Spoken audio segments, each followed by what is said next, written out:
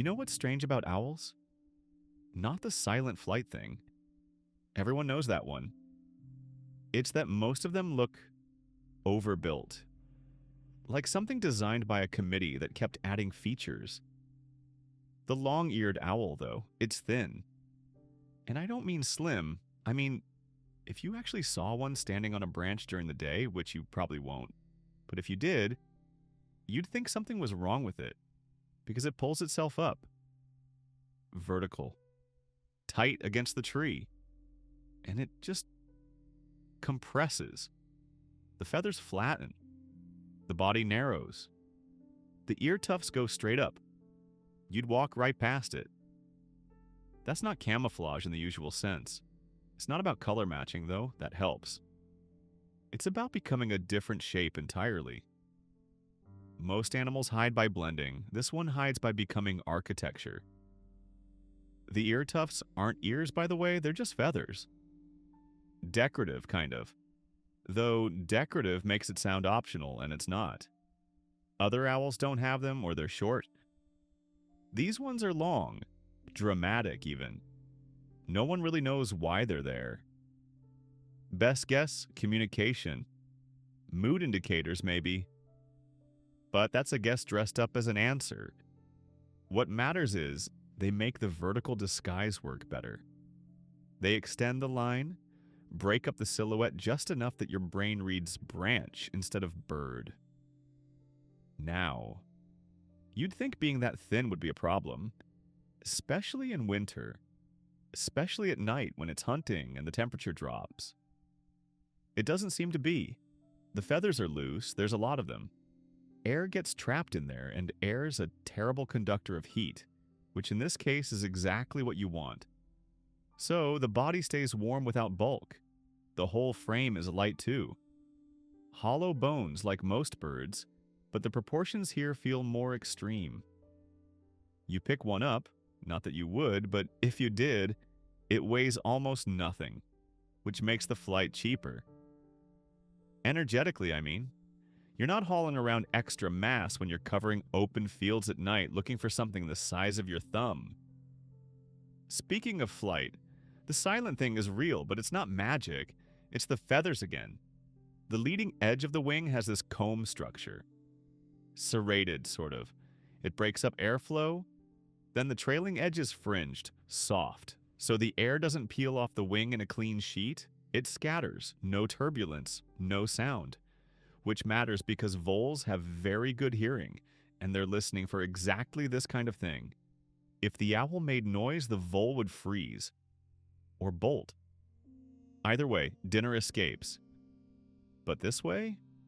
The vole keeps moving, keeps rustling, and the owl's already oriented on that sound before it even gets close. The ears, actual ears, not the tufts, are asymmetrical.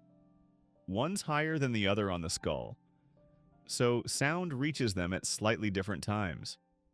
Different angles. Your brain does math with that. Triangulates. The owl's brain is very good at that math. It can pinpoint a mouse in total darkness under snow. Not near the mouse. On the mouse. That's not luck. That's geometry happening faster than the mouse can react. The eyes are forward-facing. Binocular vision. Depth perception. But the trade-off is no peripheral vision. So the neck compensates. It rotates about 270 degrees. Not full circle, that's a myth. But far enough that it doesn't matter. You ever watch one do it? The head stays level while the body turns underneath. It's unnerving, but it works. Here's the thing about hunting, though. It's not consistent. Some nights are good. Some nights nothing moves. And this is a bird that needs to eat roughly a third of its body weight daily just to break even. So lean nights add up fast, but it doesn't store fat well. Can't, really. The whole design is built around being light. So instead it relies on hunting being good enough, often enough. Which it is. Voles cycle. Some years there's a lot of them. Some years there aren't. The owls track that. In good years they nest. lay more eggs, raise more chicks. Bad years, they don't breed. Or they lay fewer eggs. Or the chicks don't all make it. The population flexes. That's not strategy. It's just response. The food shows up, the biology kicks in. The food doesn't, it doesn't. Nothing planned that. It just stuck around because it worked. They're weirdly social for owls. Most owls are aggressively solitary. These ones roost in groups. Sometimes dozens of them in the same stand of trees during winter. No one's totally sure why. Maybe it's safer. More eyes watching for hawks during the day. Maybe it's thermal. Bunch of warm bodies in close proximity, even if they're not touching. Or maybe it's just trees that work for all of them, and there's no cost to sharing. Either way, they tolerate each other in a way that feels unusual. Come breeding season, though, that ends. They spread out. Claim territory, defend it, but quietly. Even the calls are low. Breathy. You wouldn't hear one unless you were close and paying attention. The chicks are different. They're loud. High-pitched, repetitive begging calls. You can hear them from pretty far off if you know what you're listening for. That seems like a liability. And maybe it is. But the parents don't nest on the ground. They use old nests. Crows, magpies, hawks. They take whatever's available.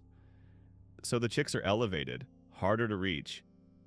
And by the time they're calling like that, they're big enough that most predators aren't interested. It's not a perfect system. Sometimes it fails, but often enough it doesn't. The young ones fledge before they can really fly. They hop, branch to branch. Called branching, obviously. They look ridiculous doing it.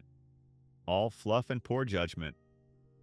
But the parents keep feeding them, even after they leave the nest. For weeks, sometimes. And eventually the flight improves, the hunting improves. Or it doesn't, and that one doesn't make it. The ones that do, though, they move. Not far, usually, but they shift territories, find their own space. Some of them migrate, some don't. Depends on the food, depends on the winter. It's flexible in a way that feels unstructured. Like the system tolerates a lot of variation and just keeps going. And that's maybe the whole thing, actually. Nothing here is optimized. It's just good enough. The body's light enough to hunt cheap, but warm enough to survive cold. The ears are sharp enough to find prey, but not so specialized they need perfect conditions. The camouflage works during the day. The flight works at night, and when the food disappears, the population contracts, and when it comes back, it expands. None of that required upgrades. It's been working for a long time. Still is.